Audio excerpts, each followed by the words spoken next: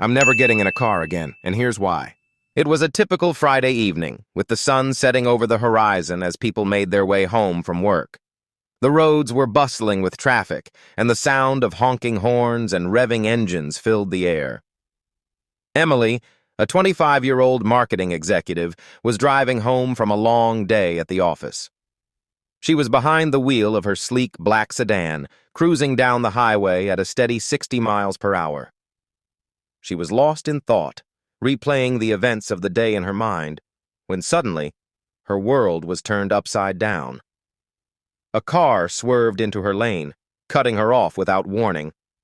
Emily slammed on the brakes, but it was too late. Her car skidded across the asphalt, and she felt a jolt as the other vehicle made contact with hers. The sound of crunching metal and shattering glass filled the air as the two cars collided.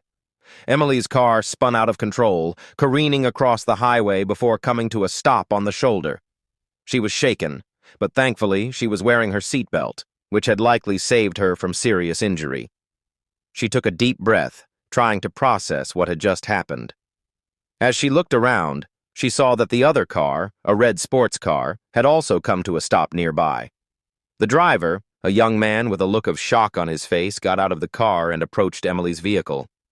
"Oh my God, are you okay?" he asked, his voice laced with concern. Emily nodded, still trying to catch her breath. "Yeah, I think so. What about you?" The young man nodded, rubbing his neck. "I'm fine, just a little shaken up. I'm so sorry about this. I wasn't paying attention and I cut you off." Emily's initial anger began to fade as she saw the genuine remorse in the young man's eyes. "It's okay. Accidents happen," she said, trying to reassure him. As they exchanged information and waited for the police to arrive, Emily couldn't help but think about how quickly life could change. 1 minute she was driving home from work, and the next, she was involved in a car crash. It was a sobering reminder to always be vigilant and appreciate the fragility of life. The police arrived soon after, and Emily and the young man gave their statements.